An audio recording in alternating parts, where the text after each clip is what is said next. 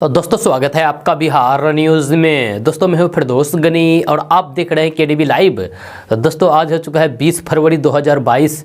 तो आज की बिहार की टॉप न्यूज़ लेकर आए हैं आपके लिए। दोस्तों वीडियो स्टार्ट करने से पहले आपसे एक रिक्वेस्ट है, अगर आप नए आए हैं इस चैनल पर तो फिर चैनल को सब्सक्राइब करके बेल आइकन को प्रेस कर दीजिए और साथ में वीडियो को लाइक कर दीजिए, अपने दोस्तों के साथ शेयर भी कीजिए। तो चलिए दोस्तों स्टार्ट करते हैं आज की पूरे बिहार की टॉप न्यूज़। दोस्तों आज बिहार न्यूज़ में सबसे पहले बात करते हैं कि बिहार में पर्यटकों की संख्या में लगातार बढ़ती ही जा रही है। जब देश के कई राज्यों की तरह बिहार भी पर्यटकों का हब बनता ही जा रहा है। देसी विदेशी पर्यटकों की संख्या बिहार में कई राज्यों से ज़्यादा है। जब विदेशी पर्यटकों की बात करें तो फिर गोवा से भी अधिक विदेशी पर्यटक बिहार आने लगे हैं। आपको बता दें कि 2020 में गोवा में कुल विदेशी पर्यटक 3,02,751 आए थे, जबकि बिहार में विदेशी पर्यटकों का आंकड़ा 3,80,080 था। कहा जा सकता है कि देश के पिछले राज्यों में शुमार होने के बावजूद भी पर्यटकों को बिहार काफी पसंद आ रहा है। कोरोना काल को छोड़ दे तो फिर उससे पहले कुछ वर्षों में बिहार में पर्यटकों की संख्या लगातार बढ़ी हुई दिखती है। बिहार में शराबबंदी कानून का असर पर्यटकों पर नहीं पड़ रहा है। यह शराब नहीं मिलने के बावजूद भी पर्यटकों को बिहार खूब भाता है। यह देश भर में मौज मस्ती के लिए सबसे अधिक लोग गोवा जाते थे, लेकिन कोरोना काल में हालात ऐसे रहे कि लोगों को गोवा से अधिक पसंद बिहार आया। जब विदेशी पर्यटकों की संख्या पिछले साल गोवा से भी अधिक बिहार में रही। दोस्तों बात करते हैं कि भाजपा नेताओं के बीच तेजस्वी यादव बिहार की राजनीति में अगर राजद और भाजपा का नाम सामने आए तो फिर नजर के आगे केवल प्रहार और बयानबाजी ही दिखेगी। लेकिन गुरुवार को विधानसभा परिसर में कोई राजनीतिक घमासान नहीं बल्कि एक ऐसे दृश्य देखने को मिला जिसकी प्रशंसा हर कोई करेगा। आप भी जानेंगे तो आप भी करेंगे। नेता प्रतिपक्ष तेजस्वी यादव भाजपा नेताओं के बीच घिरे हुए थे। मंत्री नितिन नवीन के साथ आगे बढ़ रहे लालू प्रसाद यादव के पुत्र तेजस्वी यादव के सभी नेता भोज की मांग कर रहे थे। इसका वीडियो जमकर वायरल हो रहा है। जब गुरुवार को लोकसभा अध्यक्ष ओम बिरला बिहार आए, पटना में विधानसभा के अंदर प्रबंधन कार्यक्रम के बाद जब सभी सदस्य बाहर जाने लगे तो फिर तेजस्वी यादव को सत्ता पक्ष के नेताओं ने घेर लिया। सभी एक साथ ही आगे बढ़े। तेजस्वी यादव भाजपा के मंत्री नितिन नवीन के साथ आगे बढ़ रहे थे, तभी आसपास से सभी बीजेपी के नेताओं ने कहना शुरू कर दिया कि तेजस्वी जी अब एक भोज तो दे ही दीजिए विधानमंडल के लिए। तेजस्वी यादव से जब भाजपा के विधायक भोज की डिमांड कर रहे थे तो एक तरफ जहां तेजस्वी मुस्कुरा रहे थे तो वहीं दूसरी तरफ सभी भाजपा नेता हंसी ठहाके के बीच तेजस्वी भोज पर हामी भर रहे थे। तभी तेजस्वी की नजर भाजपा सांसद और पूर्व केंद्रीय मंत्री रविशंकर प्रसाद पर पड़ी। तेजस्वी यादव ने उन्हें पैर छू करके प्रणाम किया। रविशंकर प्रसाद ने उन्हें आशीर्वाद दिया और फिर शाहनवाज हुसैन ने तेजस्वी यादव को आवाज दी। मंत्री शाहनवाज हुसैन ने तेजस्वी यादव को आवाज देते हुए बुलाया और शादी में नहीं बुलाने की शिकायत कर दी। इस पर तेजस्वी यादव ने कहा कि अब तो वे भी उनके ही लीग में शामिल हो चुके हैं। सभी नेताओं ने तेजस्वी को शादी की बधाई दी। आपको बता दूं कि बिहार की राजनीति में भले ही सियासी उठापटक होता रहा हो, लेकिन गुरुवार का यह दृश्य हर किसी को सुकून और सियासत का एक अलग संदेश भी देता है। दोस्तों बात करते हैं कि मोदी सरकार इन दिनों आर्थिक रूप से कमजोर लोगों पर मेहरबान हो रही है, जिससे आमदनी को बढ़ाया जा सके। अगर आप पीएम किसान सम्मान निधि लाभार्थी हैं तो फिर आपकी किस्मत बहुत अच्छी है। इस योजना से जुड़े लोगों के लिए केंद्र सरकार ने एक ऐसी स्कीम शुरू की है जिसके अनुसार लोगों को हर महीने पेंशन दी जाएगी। सरकार की इस स्कीम का नाम पीएम किसान मानधन योजना है, जिससे आपको हर महीने 3,000 रुपये पेंशन दी जाएगी। इसके लिए सरकार की ओर से कुछ शर्तें भी रखी है जिसके मानक पूरे करना अनिवार्य होंगे। पीएम किसान सम्मान निधि योजना करीब 11 करोड़ से ज्यादा किसानों को किस्त मिल रही है। पीएम किसान के लाभार्थी को केंद्र सरकार द्वारा किसान क्रेडिट कार्ड और पीएम किसान मानधन योजना का फायदा दे रही है। यह मानधन योजना के लिए कोई दस्तावेज नहीं देना होगा, वही इससे जुड़कर आप जेब से बिना खर्च के 36,000 रुपए सालाना पा सकते हैं। आप सोच रहे होंगे कि आखिर ये स्कीम कैसे मिलेगा, तो आपको बता दूं कि पीएम किसान मानधन योजना के तहत लघु सीमांत किसानों को हर महीने पेंशन देने की योजना है। इसमें 60 साल की उम्र के बाद हर महीने 3,000 रुपए यानी कि 36,000 रुपए सालाना पेंशन दी जाती है। जब कोई किसान पीएम किसान सम्मान निधि योजना का लाभ ले रहे हैं तो फिर उसमें पीएम किसान मानधन योजना के लिए कोई दस्तावेज नहीं देना होगा। पीएम किसान स्कीम से प्राप्त लाभ में से सीधे ही अंशदान करने को चुनने की छूट है। इस तरह किसान को सीधे अपनी जेब से पैसे खर्च नहीं करना होगा। 6,000 रुपए में से उनका प्रीमियम भी कट जाएगा। जेब से बिना खर्च की किसान को 36,000 रुपए सालाना मिलेगा और अलग से कुछ किस्त भी। पीएम किसान मानधन योजना के तहत 18 से 40 साल की आयु आयु वाला कोई भी किसान इसमें पंजीकरण करा सकते हैं। हालांकि वही किसान इस योजना का फायदा उठा सकते हैं जिनके पास अधिकतम 2 हेक्टेयर तक ही खेती योग्य जमीन है। इन्हें योजना के तहत कम से कम 20 साल और अधिकतम 40 साल तक 55 रुपए से 200 रुपए तक मासिक अंशदान करना होगा। अगर 18 साल की उम्र से जुड़ते हैं तो फिर मासिक अंशदान 55 रुपए महीने होगा। अगर 30 साल की उम्र में योजना से जुड़ते हैं तो फिर 110 रुपए हर महीने अंशदान करना होगा। दोस्तों अब बात करते हैं कि बिहार की राजधानी पटना से अच्छी खबर सामने आ रही है। ताजा रिपोर्ट्स के मुताबिक बिहार कोरोना महामारी की तीसरी लहर से निकल चुका है। यहां प्रतिदिन कोरोना मरीजों की संख्या में लगातार गिरावट देखने को मिल रही है, जो राज्य के यानी कि बिहार के लोगों के लिए अच्छे संकेत हैं। खबर के अनुसार बिहार में बेगूसराय, भागलपुर, बांका, बक्सर, नालंदा समेत 13 जिलों में कोरोना मुक्त हो गए हैं, क्योंकि इन जिलों में पिछले 24 घंटे के अंदर एक भी कोरोना मरीज नहीं मिले हैं। वहीं पटना में सबसे ज्यादा 25 नए कोरोना संक्रमित मरीज की पहचान की गई है। आपको बता दूं कि बिहार में अरवल, बांका, बेगूसराय, भागलपुर, बक्सर, गया, जहानाबाद, खगड़िया, किशनगंज, लखीसराय, नालंदा, रोहतास और शिवहर में कोरोना के एक भी नए मरीज नहीं मिले हैं। हालांकि अन्य जिलों में करीब सैकड़ों नए संक्रमित मरीज मिले हैं। जब बिहार में कोरोना संक्रमण की रफ्तार में कमी आने के बाद जनजीवन असामान्य होता जा रहा है। बिहार सरकार ने सभी तरह की पाबंदियों को हटा दिए हैं। साथ ही साथ स्कूल, कॉलेज, यूनिवर्सिटी, कोचिंग सभी को खोल दिया गया है, लेकिन लोगों को अभी भी मास्क लगाना और कोरोना गाइडलाइंस का पालन करने की सलाह दी गई है। दोस्तों बात करते हैं कि बिहार का अब तक का सबसे आधुनिक तारामंडल दरभंगा में बन रहा है। इसका काम अंतिम चरण में है। मई 2022 तक इसे पूरा करने का लक्ष्य है। इसका निर्माण बिहार सरकार के विज्ञान एवं प्रौद्योगिकी विभाग की ओर से दरभंगा पॉलिटेक्निकल की 3.5 एकड़ जमीन पर हो रहा है। इसकी लागत 73 करोड़ 73,60,331 रुपए आएगी। इसके बन जाने से उत्तर बिहार के साथ साथ नेपाल के छात्रों, युवाओं को भी ग्रहों और तारों की दुनिया नजदीक से देखने को मिल जाएगी। यह तारामंडल पटना के बाद बिहार में दूसरा होगा। जानकार बताते हैं कि मिथिलांचल की नई पीढ़ी को पटना की बजाय दरभंगा में स्थित पॉलिटेक्निकल कॉलेज के ग्राउंड में ही तारामंडल मिलेगा। यहां लोग विज्ञान से जुड़ी बातों की जानकारी ले सकेंगे। वहीं इसके निर्माण के पूरा होने के साथ पर्यटन के क्षेत्र में रोजगार की संभावना बढ़ेगी। दरभंगा सहित इसके आसपास के गांव और शहरों के लोगों को रोजगार मिलेंगे। परिसर में बन रहा ऑडिटोरियम और प्लेनेटेरियम, मार्केट कॉम्प्लेक्स और रेस्टोरेंट से भी रोजगार सृजित होगा। बताया गया है कि तारामंडल का निर्माण पूरा हो जाने के बाद इसका लाभ दरभंगा, मधुबनी, मुजफ्फरपुर, जयनगर, समस्तीपुर, पूर्णिया, सहरसा सहित कई अन्य जिलों के लोगों को होगा। दोस्तों बात करते हैं कि नेताओं के स्वागत और उनकी जनसभाओं में समर्थकों की ओर से नारे लगाना बेहद आम बात है, लेकिन हालिया वर्षों में भारत के हिंदी पट्टी राज्यों में एक ऐसा नारा लोगों के जुबान पर चढ़ने लगा है जो किसी दौर में कश्मीर में अलगाववादियों और दहशतगर्दियों के समर्थन में लगाया जाता था। नारे लगाने वाले नारे के इतिहास से पूरी तरीके से अनजान रहते हैं और उत्साह में अपने नेता के लिए जोरदार नारे लगाते हैं। नारा यह है कि देखो देखो कौन आया, शेर आया, शेर आया। हाल के वर्षों में कई जगहों पर नेताओं के स्वागत में ये नारा खूब बुलंद होता है, चाहे बिहार, उत्तर प्रदेश हो या फिर हैदराबाद या फिर मुंबई, दिल्ली ही क्यों ना हो। इन सभी जगहों पर नेताओं की विराटता, शक्ति और जन समर्थनों को दर्शाने के लिए देखो देखो कौन आया, शेर आया, शेर आया खूब गूंजते हैं। लेकिन भारत के इतिहास में ये एक ऐसा नारा है जो भारत के खिलाफ बगावत करने वालों के लिए सबसे ज्यादा इस्तेमाल हुआ है। और अजीब संयोग ये है कि ये नारा अब भारत के नेताओं के स्वागत में लगाया जाता है। ऑल इंडिया मजलिस इत्तेहादुल मुस्लिमीन यानी कि AIMIM के अध्यक्ष और हैदराबाद के सांसद असदुद्दीन ओवैसी अक्सर जब हैदराबाद या फिर अन्य जगहों पर जनसभा करने जाते हैं तो फिर उनके स्वागत में ये नारा गूंजता है और कहा जाता है कि देखो देखो कौन आया, शेर आया, शेर आया।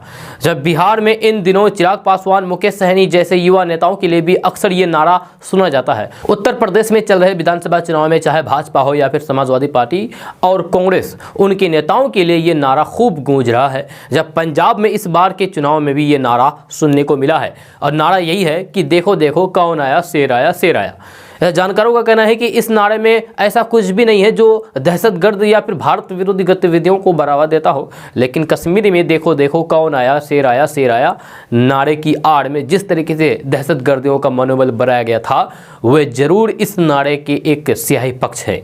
हालांकि इस नारे की शुरुआत भी कश्मीर से ही मानी जाती है। तो आपका इस नारे के बारे में क्या मानना है, क्या कहना है, नीचे कमेंट बॉक्स में कमेंट करके जरूर बताइए। दोस्तों बात करते हैं कि बिहार के अररिया में एक बड़ा हादसा टला है। बिहार के अररिया फारबिसगंज के बीच हाईवे पर अचानक एक बस में आग लग गई, जिससे अफरा तफरी का माहौल बन गया। बस में अचानक धुआं भर गया, जिससे अंदर बैठे यात्रियों में हरकंप मच गया। आनन फानन में सभी किसी तरीके के बाहर निकले और अपनी जान बचाई। इस दौरान किसी भी तरह का हादसे की संभावना को टाला गया है। मीडिया रिपोर्ट्स के अनुसार अररिया फारबिसगंज के बीच NH पर मानिकपुर के पास की यह घटना है। दोस्तों अब बात करते हैं कि बिहार में बढ़ते अपराध और स्वास्थ्य व्यवस्था को लेकर के आरजेडी नेता तेजस्वी यादव ने नीतीश सरकार पर हमला बोला है। जब सबसे पहले जातीय जनगणना को लेकर के नेता प्रतिपक्ष तेजस्वी यादव ने कहा है कि इसे लेकर कई बातें हुई है। जब बिहार में दोनों सदन में जातिगत जनगणना को लेकर के सहमति भी बनी थी, लेकिन केंद्र सरकार ने इस प्रस्ताव पर सहमति नहीं दी है। तेजस्वी यादव ने कहा है कि बिहार सरकार अपने खर्च पर जनगणना कराने की घोषणा करे। जब कई राज्य ने तो अपने खर्च पर जातीय जनगणना कराया है, लेकिन जातीय जनगणना पर बिहार सरकार की मंशा ठीक नहीं लग रही है। इस विषय पर देरी जो हो रही है, आखिर ऐसा क्यों हो रहा है? जातीय जनगणना तो लोगों के हित में है। लोगों का सही आंकड़े आएगा तभी योजना सही ढंग से बन पाएगी और जरूरतमंदों तक योजनाओं का लाभ मिल पाएगा।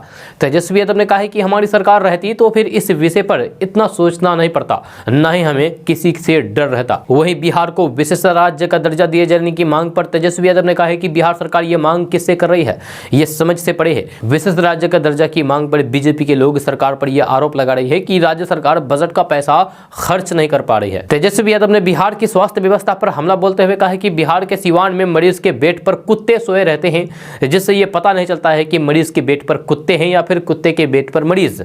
ये वीडियो सिवान जिले का पिछले दिनों सामने आया है, जब वहीं सफाई कर्मी द्वारा ऑपरेशन किए जाने की भी तस्वीरें सामने आई थी। ये दोनों तस्वीरें बिहार के बदहाली स्वास्थ्य व्यवस्था को दर्शाता है। ये बेहद गंभीर मामला है। जब स्वास्थ्य व्यवस्था की पोल खोलती ये तस्वीरें सोशल मीडिया पर भी खूब वायरल है। तेजस्वी यादव ने कहा है कि अस्पताल के बेड पर कुत्तों के सोने की यह तस्वीर स्वास्थ्य मंत्री मंगल पांडे के गृह जिले सिवान की है। ऐसे में पूरे बिहार का क्या हाल होगा, सहज अंदाजा लगाया जा सकता है। बिहार में लॉ एंड ऑर्डर पर तेजस्वी यादव ने कहा है कि बालू माफियाओं से मिलकर के पुलिस काम कर रही है। गया में गरीबों को बांध करके पीटा गया, ये बिहार में फेल लॉ एंड ऑर्डर को दिखाता है। इन सभी मुद्दों को राजद विधानसभा में रखने का काम करेगा। दोस्तों बात करते हैं कि बिहार के राजगीर से अच्छी खबर सामने आ रही है। ताज़ा रिपोर्ट्स के मुताबिक राजगीर में उत्तर भारत का पहला जू सफारी आम लोगों के लिए खोल दिया गया है, जहां आप इस जू सफारी में बाघ, शेर, भालू, तेंदुआ और हिरन को देख सकते हैं। खबर के अनुसार राजगीर के इस जू सफारी में पर्यटक बाघ, शेर, हिरन जैसे जानवरों को काफी नजदीक जाकर के उनके प्राकृतिक परिवेश के बारे में जान सकते हैं और उन्हें देख सकते हैं। इसके लिए सुरक्षा का पूरा बंदोबस्त किया गया है। आपको बता दूं कि राजगीर का ये जू सफारी पटना के चिड़ियाखाना से बिल्कुल भी अलग है। यहाँ पर जंगली जानवरों का प्राकृतिक व्यवहार उनके नजदीक जाकर देख सकते हैं। मुख्यमंत्री नीतीश कुमार ने 16 फरवरी 2022 को इसका उद्घाटन किया है। राजगीर के वन्य प्राणी आश्रयानी को वाइल्ड लाइफ जू सफारी का रूप दिया गया है। यहाँ आप सफारी बस में बैठे बैठे एक से एक जानवर देख सकते हैं। ये जू सफारी उत्तर भारत का पहला ऐसा जू सफारी है जहाँ बड़े से लेकर के छोटे जानवर भी मौजूद है। दोस्तों बात करते हैं कि बिहार की राजधानी पटना से अच्छी खबर सामने आ रही है। ताजा रिपोर्ट्स के अनुसार नीतीश सरकार बिहार के सभी पंचायतों में स्टोर सेंटर खोलने जा रही है। जहां इस स्टोर सेंटर में नल जल योजना से संबंधित सभी पार्ट को रखा जाएगा। जहां साथ ही साथ मरम्मती दल का भी गठन किया जाएगा। खबर के अनुसार बिहार के 92% लोगों के घरों में नल जल का पानी पहुंच गया है। जहां सरकार ने PHED को निर्देश दे दिया है कि लाभुकों को नियमित रूप से पानी मिलती रहे। इसके लिए आवश्यक कदम उठाए गए तथा नल खराब होने पर तुरंत मरम्मत करें। आपको बता दूं कि सरकार के आदेश के बाद अब सभी पंचायतों के भवन में एक स्टोर बनाने का निर्णय लिया गया है। इस स्टोर में एक प्लम्बर एवं 2 हेल्पर होंगे और फिटर, इलेक्ट्रीशियन सहित अन्य कर्मियों को तैनात किया जाएगा। अगर किसी व्यक्ति का नल खराब होता है तो फिर उसे तुरंत ठीक किया जाएगा। मिली जानकारी के अनुसार छोटी मरम्मत के लिए संवेदक एजेंसियों द्वारा ग्राम पंचायत स्तर पर एक मरम्मत दल का गठन किया जाएगा, जो लोगों के घर जाकर के नल को ठीक करेंगे। सरकार के इस कदम से ग्रामीण इलाकों के लोगों को काफी राहत मिलेगी। दोस्तों बात करते हैं कि बिहार की राजधानी पटना से बड़ी खबर सामने आ रही है। ताजा रिपोर्ट्स के मुताबिक बिहार में आए दिन भ्रष्ट अफसरों का खुलासा हो रहा है। इन अफसरों के पास से सोना चांदी तो भरपूर मात्रा में मिल ही रही है, साथ ही साथ जमीन जायदाद भी खूब मिल रहा है। जब बिहार के ज्यादातर भ्रष्ट अफसर जमीन में अपनी काली कमाई को निवेश कर रहे हैं। अफसरों के पास बिहार के अलग अलग जिलों में जमीन प्लॉट पकड़ में आ रहे हैं। निगरानी विभाग अब जमीन प्लॉट पर नजर रखने की प्लानिंग कर रही है। आपको बता दें कि पूर्णिया के सब रजिस्टर उमलेश प्रसाद सिंह के यहाँ जब तलाशी हुई तो फिर उनके पास 17 लाख से अधिक नगद और 18 लाख के जेवरात के साथ 7 प्लॉट और फ्लैट की भी जानकारी मिली। हालांकि निगरानी को जमीन के कागजात हाथ नहीं लगे। वहीं मोतिहारी के सब रजिस्टर्ड ब्रजेश बिहारी शरण के यहाँ जब तलाशी हुई तो फिर 10 लाख के साथ 2.5 किलो के करीब सोने चांदी के जेवरात मिले थे। वहीं छानबीन में यहाँ निगरानी को 11 प्लॉट होने की भी बात सामने आई थी। निगरानी विभाग अब कई भ्रष्ट अफसरों से जमीन जायदाद के बारे में भी पूछताछ करेगी। दोस्तों बात करते हैं कि बिहार के पटना, पूर्णिया, नालंदा समेत बिहार के सभी जिलों में रहने वाले अगर कोई लड़का लड़की अंतरजातीय विवाह करता है तो फिर सरकार की ओर से उन्हें 2.5 लाख रुपए दिए जाएंगे। इसके लिए आपको ऑनलाइन के द्वारा आवेदन करना होगा। खबर के अनुसार बिहार में जाति प्रथा को खत्म करने तथा समाज की सोच को बदलने के लिए बिहार सरकार के द्वारा अंतरजातीय विवाह प्रोत्साहन योजना और मुख्यमंत्री निःशक्तजन विवाह प्रोत्साहन योजना बनाई गई है ताकि समाज की सोच को बदला जा सके। आपको बता दूं कि सरकार अंतरजातीय विवाह को बढ़ावा देने के लिए दूसरे जाति में शादी करने पर 2.5 लाख रुपए की आर्थिक सहायता देती है। इसके तहत 1.5 लाख रुपए उनके बैंक अकाउंट में RTGS या फिर NFT से भेज दिए जाते हैं। वहीं 1 लाख रुपए का फिक्स डिपॉजिट 3 सालों के लिए किया जाता है। 3 साल बाद फिक्स डिपॉजिट की राशि एवं उस पर अर्जित ब्याज विवाहित जोड़े को दे दिया जाता है। इसके लिए आपको आधार कार्ड, निवास प्रमाण पत्र, मैरिज सर्टिफिकेट, शादी की फोटो, मोबाइल नंबर आदि आवेदन देने के दौरान देना होगा। तो अगर आप भी आवेदन करना चाहते हैं तो आपके लिए एक वेबसाइट है और ये वेबसाइट है www.ambedkarfoundation.nic.in। इस वेबसाइट पर जाकर के आप आवेदन कर सकते हैं और इस योजना का लाभ ले सकते हैं। दोस्तों बात करते हैं कि बिहार की राजधानी पटना से अच्छी खबर सामने आ रही है। ताजा रिपोर्ट्स के मुताबिक केंद्र सरकार और राज्य सरकार की मदद से इस साल बिहार में पटना, पूर्णिया, गया, बक्सर समेत कई जिलों में 9 नेशनल हाईवे बनकर के तैयार हो जाएगी और गाड़ियां इस पर फर्राटा भरेगी, क्योंकि इन नेशनल हाईवे के लिए जमीन अधिग्रहण का काम पूरा कर लिया गया है। खबर के अनुसार बिहार में मुख्य रूप से पटना, गया, डोभी, कोइलवर, भोजपुर, बक्सर, महेशकांड, सहरसा, पूर्णिया, छपरा, हाजीपुर, ओंटा, सिमरिया नेशनल हाईवे को तेजी के साथ बनाई जा रही है। दिसंबर महीने तक इसे पूरा कर लिया जाएगा। आपको बता दूं कि केंद्र सरकार के सड़क परिवहन एवं राजमार्ग मंत्री नितिन गडकरी और फिर बिहार के पथ निर्माण मंत्री नितिन नवीन परियोजनाओं की लगातार मॉनिटरिंग कर रहे हैं। साथ ही साथ इन सड़कों को जल्द से जल्द चालू करने की योजना बनाई जा रही है।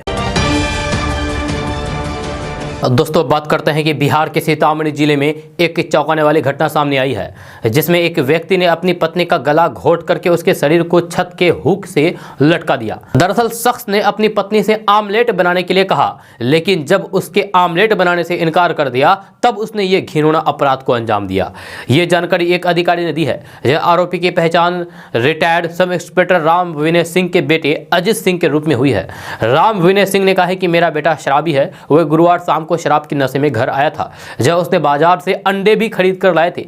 हालांकि जब उसने अपनी पत्नी नीतू सिंह से आमलेट बनाने के लिए कहा तो उसने मना कर दिया। उसने कहा है कि गुरुवार को रसोई में मांसाहारी भोजन नहीं बनाया जा सकता है। इसके कारण आपस में कहासुनी हो गई। नीतू अपने पति की शराब पीने से आदत से परेशान थी। उसने पहले भी उसके शराब पीने का विरोध किया और गुरुवार को भी ऐसा ही किया। इससे अजित को गुस्सा आ गया। उसने पहले बेडरूम के अंदर उसके साथ बेरहमी से मारपीट की, फिर उसका गला घोट करके फांसी पर लटका दिया। कुछ देर बाद जब नीतू ने चिल्लाना बंद कर दिया तो फिर मुझे लगा कि वे कमरे के अंदर साथ हो गए हैं, लेकिन कुछ देर के बाद अजित कमरे से बाहर आया और वहां से भाग गया। दोस्तों बात करते हैं कि बिहार के रणजी क्रिकेटर साकिबुल गनी ने वर्ल्ड रिकॉर्ड बना दिया है। मोतिहारी के Sakibul Gani first class cricket में डेब्यू मैच में 13 शतक बनाने वाले दुनिया के पहले क्रिकेटर बन गए हैं। साकिबुल की इस शानदार उपलब्धि पर उसके माता पिता से लेकर के बिहार को उस पर गर्व हो रहा है। बिहार के इस होनहार क्रिकेटर ने काम ही ऐसा किया है। साकिबुल गनी की इस शानदार उपलब्धि पर तेजस्वी यादव और पूर्व मुख्यमंत्री जीतन राम मांझी ने बधाई दी है। बिहार के लाल साकिबुल गनी की शानदार उपलब्धि पर पूर्व मुख्यमंत्री जीतन राम मांझी ने बधाई देते हुए कहा है कि बिहार के साकिबुल गनी ने प्रथम श्रेणी डेब्यू मैच में 13 शतक लगा करके दुनिया को बता दिया है कि कोई चन्नी चौवन्नी बिहारियों को लाख कोसते रहे, पर हम अपनी काबिलियत के दम पर आगे बढ़ते रहेंगे। वही नेता प्रतिपक्ष और एक समय क्रिकेट खेल चुके तेजस्वी यादव भी साकिबुल गनी को शानदार उपलब्धि पर बधाई दी है। तेजस्वी यादव ने ट्वीट करते हुए लिखा है कि प्रथम श्रेणी डेब्यू पर 13 शतक लगाने वाले दुनिया के पहले बल्लेबाज बनकर वर्ल्ड रिकॉर्ड बनाने वाले बिहार के साकिबुल गनी को बधाई। साकिबुल गनी ने मिजोरम के खिलाफ रणजी ट्रॉफी में 402 गेंदों में 341 रन बनाए। जब रणजी ट्रॉफी में बिहार के लिए ऐतिहासिक पल है। आपको बता दूं कि बिहार के मोतिहारी के साकिब-उल गनी फर्स्ट क्लास क्रिकेटर में डेब्यू मैच में 13 शतक बनाने वाले दुनिया के पहले क्रिकेटर बन गए हैं। वर्ल्ड रिकॉर्ड बना डाला है। साकिब-उल गनी ने रणजी ट्रॉफी मुकाबले के दौरान कोलकाता में मिजोरम के खिलाफ ये ऐतिहासिक उपलब्धि हासिल की है। 22 साल के साकिब-उल गनी ने 387 गेंदों पर 50 चौकों की मदद से अपना 13 शतक पूरा करके वर्ल्ड रिकॉर्ड अपने नाम किया है। साकिब-उल गनी 341 रन बना करके इकबाल अब्दुल्ला की गेंद पर आउट हुए। इस दौरान उन्होंने 405 गेंदों की पारी में 56 चौके और 2 छक्के लगाए। दोस्तों बात करते हैं कि हैदराबाद के सांसद असदुद्दीन ओवैसी ने कहा है कि बीजेपी, समाजवादी पार्टी और बहुजन समाज पार्टी को 3 तलाक बोले बिना उत्तर प्रदेश के मुसलमानों का भला संभव नहीं है। उत्तर प्रदेश में एक रैली को संबोधित करते हुए असदुद्दीन ओवैसी ने कहा है कि राजनीतिक दलों ने मुसलमानों को हमेशा अपने मतलब के लिए इस्तेमाल किया है। किसी ने भी नहीं चाहा है कि ये कौम पढ़ लिख करके तरक्की करे और अपनी मजबूत हैसियत बनाए। चुनाव के वक्त मीठे जुमलों से लुभा करके मुसलमानों को बेवकूफ बना करके वोट हासिल कर रहे हैं। इसके बाद उन्हें बेसहारा छोड़ दिया गया। उन्होंने कहा है कि मुसलमानों का भला तभी होगा जब वो योगी आदित्यनाथ, अखिलेश यादव और मायावती को 3 बार तलाक बोल करके उनसे अपना पीछा छुड़ा लेंगे। जब भाजपा, सपा और बसपा ने बार बार झांसा देकर के मुसलमानों को धोखा देकर के ठगने का काम किया है। दोस्तों बात करते हैं कि देश के कई राज्यों में प्याज की कीमतों में हो रहे इजाफे को देखते हुए अब केंद्र सरकार हरकत में आ गई है। जब प्याज की कीमतों पर लगाम लगाने के लिए केंद्र सरकार ने ऐसे राज्यों जहां प्याज के दाम बढ़ रहे हैं उसको बफर स्टॉक जारी करना शुरू कर दिया है। जब बफर स्टॉक के तेजी से बाजार में आने से प्याज की कीमतों में स्थिरता देखी जा रही है। आपको बता दूं कि प्याज की कीमतों में कई बार होने वाली बेहताशा बढ़ोतरी सरकार के लिए परेशानी का सबब बन जाती है। इसलिए सरकार ने इस बार बाजार में प्याज की कम आपूर्ति को देखते हुए पहले ही प्रबंधन करना शुरू कर दिए हैं। इसलिए अब राज्यों को प्याज का बफर स्टॉक सुनियोजित और लक्षित तरीके से उपलब्ध कराना शुरू कर दिया है, जहां दाम पिछले महीने के मुकाबले बढ़ रहे हैं। दोस्तों अब बात करते हैं कि बिहार में जमीन विवाद के कारण एक बेटा ने अपने ही बाप को गोली मार दी। यह घटना बिहार के लखीसराय जिले के हल्सी प्रखंड के मोहिउद्दीनपुर गांव की है। पिता की स्थिति काफी गंभीर बताई जा रही है और उन्हें सदर अस्पताल लखीसराय से बेहतर इलाज के लिए पटना पीएमसीएच रेफर किया गया है। ये मामला बिहार के लखीसराय जिले के हल्सी प्रखंड के मोहिउद्दीन नगर गाँव का है। गोली 2 लोगों को लगी है, जिसमें से एक दानी महतो के सिर में गोली लगी है। वही गाँव के ही सरयुग ठाकुर के पैर में गोली लगी है। इस घटना को अंजाम दानी महतो का पुत्र मनीष और गांव के ही मिथिलेश ने दिया है। दोस्तों बात करते हैं कि कर्नाटक में हिजाब विवाद के बीच एक और विद्रोह पैदा होने वाला मामला सामने आया है। दरअसल कर्नाटक में विजयपुर के गवर्नमेंट डिग्री कॉलेज में उस समय विवाद शुरू हुआ जब माथे पर तिलक लगाने वाले एक छात्र को कैंपस में घुसने से रोक दिया गया। हाईकोर्ट के अंतरिम आदेश का हवाला देते हुए एक लेक्चरर ने छात्र गंगाधर बड़ीगर को कॉलेज के कैंपस में एंट्री करने से रोक दिया। इस घटना का एक वीडियो क्लिप सोशल मीडिया पर वायरल हो गया है। आपको बता दूं कि बड़ीगर से जब मीडिया कर्मियों ने पूछताछ की तो उन्होंने बताया है कि लेक्चरर ने कहा है कि वे तिलक मिटा दें, तिलक लगा करके वे अंदर प्रवेश नहीं कर सकते। जब बड़ीगर ने आगे कहा है कि तिलक लगाना हमारे संस्कृति का हिस्सा है, जिसके बाद वहां के एसपी ने कहा है कि ये मामूली मुद्दा था और कोई शिकायत दर्ज नहीं की गई थी। जब गेट पर तैनात हमारे कर्मियों ने बीच बचाव किया और मामले को बेहतर तरीके से सुलझा लिया। छात्र को कक्षाओं में जाने की अनुमति दे दी गई थी, लेकिन यह स्पष्ट नहीं था कि उसे तिलक मिटाने के लिए कहा गया था या नहीं। दोस्तों बात करते हैं कि बिहार में चल रही शिक्षक बहाली प्रक्रिया एक बार फिर से गहन लगा है। जब बिहार के हाई स्कूल और +2 शिक्षकों के तकरीबन 32,000 पदों पर नियुक्ति प्रक्रिया के ऊपर पटना हाईकोर्ट ने रोक लगा दी है। पटना हाईकोर्ट की तरफ से लगी इस रोक को हटाने के लिए अब शिक्षा विभाग न्यायालय में अपील दायर करेगा। इसकी तैयारी पूरी कर ली गई है। शिक्षा विभाग ने इसको लेकर के विधि विभाग को प्रस्ताव भेजा है। आपको बता दें कि 17 और 18 फरवरी को ही नियुक्ति पत्र दिया जाना था और इसको लेकर के विभाग के निर्देश पर 300 नियोजन इकाइयों में तैयारियां पूरी कर ली गई थी। जानकारी के मुताबिक शिक्षा विभाग हाई कोर्ट से अपील करने जा रहा है, जिसमें बताया गया है कि 32,700 शिक्षकों की नियुक्ति को लेकर के प्रक्रिया अंतिम दौर में थी। अधिकतर औपचारिकता पूरी हो चुकी है। दोस्तों बात करते हैं कि विपक्ष के भारी दबाव में झारखंड सरकार ने आखिरकार शुक्रवार को झारखंड कर्मचारी चयन आयोग की मैट्रिक तथा इंटरमीडिएट स्तर की प्रतियोगिता परीक्षा में जिला स्तरीय पदों के लिए क्षेत्रीय जनजातीय भाषाओं की सूची में मगही, अंगिका एवं भोजपुरी को भी शामिल कर लिया है। झारखंड सरकार द्वारा देर शाम जारी अधिसूचना में कहा गया है कि पिछले साल 24 दिसंबर को इस संबंध में जारी अधिसूचना को रद्द करते हुए नई अधिसूचना जारी की जा रही है। दोस्तों बात करते हैं कि बिहार में स्कूल अब सुबह 9 बजे से पहले भी खुल सकेंगे, जैसे साथ ही शाम 3 बजे के बाद भी कक्षाएं चलाई जा सकती है। इसको लेकर के पटना के डीएम डॉक्टर चंद्रशेखर सिंह ने नया आदेश जारी कर दिया है। इसमें कहा गया है कि ठंड को देखते हुए जिले में 6 फरवरी 2022 को शैक्षणिक गतिविधियों को लेकर के जो प्रतिबंध लगाया गया था उसे 21 फरवरी के प्रभाव से निरस्त किया जाता है। हालांकि ये आदेश सिर्फ पटना जिले वासियों के लिए है। पिछले प्रतिबंध में कक्षाओं को सुबह 9 बजे से पहले और दोपहर 3 बजे के बाद चलाने पर रोक लगा दी गई थी। अब उन प्रतिबंधों को हटाने के बाद 21 फरवरी से स्कूलों की कक्षाएं पहले की तरह चल सकेगी। दोस्तों अब बात करते हैं कि केंद्र सरकार ने सिंगल यूज प्लास्टिक पर पूरी तरीके से प्रतिबंध लगाने की दिशा में कदम उठाते हुए देश में प्लास्टिक के पैकेजिंग अवशेष प्रबंधक नियमों को बुधवार को नए सिरे से अधिसूचित किया है। जिन नए नियमों के तहत प्लास्टिक अवशेष प्रबंधन के लिए उत्पादकों, आयातकों, ब्रांड मालिकों और केंद्रीय राज्य प्रदूषण नियंत्रण बोर्ड की भूमिकाओं और जिम्मेदारियों को निर्धारित किया गया है। इन नियमों को तत्काल प्रभाव से लागू किया गया है। अधिसूचित नए नियमों के तहत केंद्रीय पर्यावरण, वन एवं जलवायु परिवर्तन मंत्रालय का जोड़ देश में पूरी तरीके से इस्तेमाल किए जाने वाले योग्य प्लास्टिक को बढ़ावा देना है। मंत्रालय का दावा है कि इससे न सिर्फ प्लास्टिक पैकेजिंग अवशेष की चक्रीय अर्थव्यवस्था मजबूत होगी बल्कि प्लास्टिक के नए विकल्पों को भी बढ़ावा मिलेगा। ये नियम देश में कारोबार के लिए टिकाऊ प्लास्टिक पैकेजिंग की राह भी प्रशस्त करेंगे। दोस्तों बात करते हैं कि किसान जितनी मेहनत करता है उतनी कोई और नहीं कर सकता। इसके बाद भी किसान को सही लाभ नहीं मिल पाता है और उसकी आर्थिक स्थिति में कुछ खास सुधार नहीं हो पाता है। जहाँ ऐसे में किसान को मेहनत के साथ साथ स्मार्ट वर्क करना चाहिए। किसान अलग अलग उपाय अपना करके खेती के जोखिम को कम कर सकते हैं और अच्छा लाभ कमा सकते हैं। तो बात करते हैं मुद्रा स्वास्थ्य संवर्धन योजना के बारे में। तो खेती की उचित रणनीति बना करके मुद्रा के स्वास्थ्य को संभाला जाता है। फसल चक्र, कार्बनिक संशोधन और कवर फसलों के उत्पादन को बढ़ावा देने की दिशा में ध्यान दिया जाता है। फसलों के उत्पादन के लिए रसायनों का इस्तेमाल कम करना पड़ता है। अब बात करते हैं कि सिंचाई के पानी की आपूर्ति। तो भारत में कई ऐसे क्षेत्र हैं जहां पानी की हमेशा से ही कमी रहती है। ऐसे में क्षेत्रों में पानी की आपूर्ति की कृत्रिम व्यवस्था की जा सकती है। जब बारिश का पानी रोकने के लिए तालाबों का निर्माण किया जा सकता है। इसके अलावा बारिश का पानी जमीन के अंदर तक पहुंचाने के लिए वाटर हार्वेस्टिंग सिस्टम लगाए जा सकते हैं। अब बात करते हैं कि खेती के लिए लोन और बीमा। जी हाँ, तो आज के समय में सरकार किसानों को प्रोत्साहित करने के लिए उन्हें लोन और बीमा कराने पर काफी छूट दे रही है।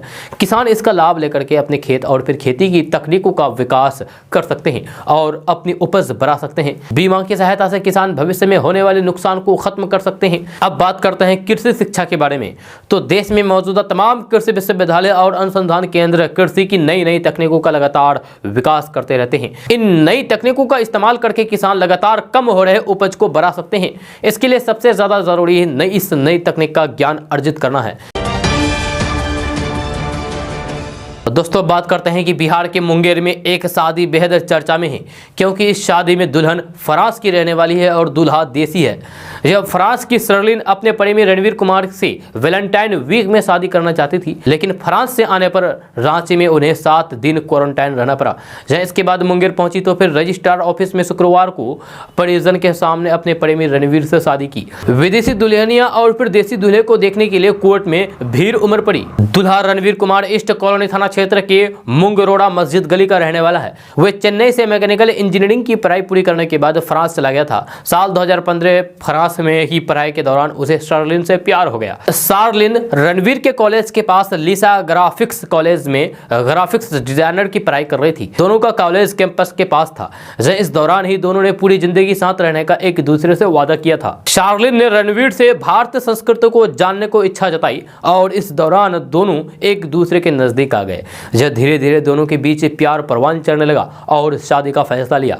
लॉकडाउन ने प्रेमियों को कुछ समय के लिए एक दूसरे से अलग जरूर किया और रणवीर 2020 में भारत वापस लौट आया। इसके बावजूद भी इनके दोनों के बीच प्यार कम नहीं हुआ। कोर्ट मैरिज के बाद दोनों की शादी भारतीय रीति रिवाज के साथ होगी। जब जोरों को बधाई देने के लिए लोग दूर दूर से यहाँ पहुंच रहे हैं। इस शादी और विदेशी दुल्हन को देखने के लिए लोग बेहद उत्सुक हैं। हर कोई दुल्हन की एक झलक देखने के लिए बेकरार है। दोस्तों बात करते हैं कि कृषि क्षेत्र में बड़े बदलाव की तैयारी के साथ प्रधानमंत्री नरेंद्र मोदी ने शुक्रवार को देश में 100 किसान ड्रोन का उद्घाटन किया। ये देश के अलग अलग शहरों और कस्बों के खेतों में उड़े ड्रोन से खेतों में दवाओं का छिड़काव करने के काम आएंगे। जब किसानों की मदद करने के उद्देश्य से एक विशेष अभियान के तहत प्रधानमंत्री नरेंद्र मोदी ने वीडियो कॉन्फ्रेंस के माध्यम से कल इन ड्रोनों का उद्घाटन किया। इस मौके पर प्रधानमंत्री नरेंद्र मोदी ने कहा है कि पहले ड्रोन के नाम से लगता था कि ये सेना से जुड़ी कोई व्यवस्था है या फिर दुश्मनों से मुकाबले करने के उपयोग में काम लाने वाली चीजें हैं, लेकिन अब ये 21वीं सदी की आधुनिक कृषि व्यवस्था की दिशा में एक नया अध्याय है। प्रधानमंत्री नरेंद्र मोदी ने कहा है कि मुझे विश्वास है कि ये शुरुआत न केवल ड्रोन सेक्टर के विकास में मील का पत्थर साबित होगी, बल्कि इसमें संभावनाओं का अनंत आसमान भी खुलेगा।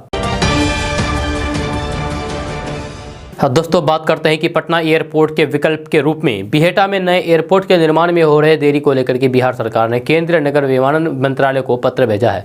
जब पत्र में कहा गया है कि पटना एयरपोर्ट के विकल्प के रूप में बिहेटा में सिविल एनक्लेव एवं संयुक्त परिचालन के लिए राज्य सरकार द्वारा 108 एकड़ भूमि में अब तक निर्माण कार्य प्रारंभ नहीं किया गया है। दोस्तों बात करते हैं कि चारा घोटाले के दोषी राजद सुप्रीमो लालू प्रसाद यादव इन दिनों जेल में हैं और जेल की कस्टडी में रहते हुए रांची में स्थित रिम्स में उनका इलाज चल रहा है। कई बीमारियों से जूझ रहे आरजेडी सुप्रीमो लालू प्रसाद यादव डॉक्टरों की निगरानी में हैं। लालू प्रसाद यादव का किडनी इन्फेक्शन फिर से बढ़ा हुआ है। इसको लेकर के डॉक्टर चिंतित है और उनके खान पान पर ध्यान दे रहे हैं। रांची के रिम्स में इलाजरत राजद सुप्रीमो लालू प्रसाद यादव ने शुक्रवार को मछली खाने की इच्छा जताई, जिसके बाद डायलिसिस ने उन्हें सप्ताह में एक बार मछली खाने की सलाह दी है और वे सिर्फ 2 पीस मछली खा सकते हैं।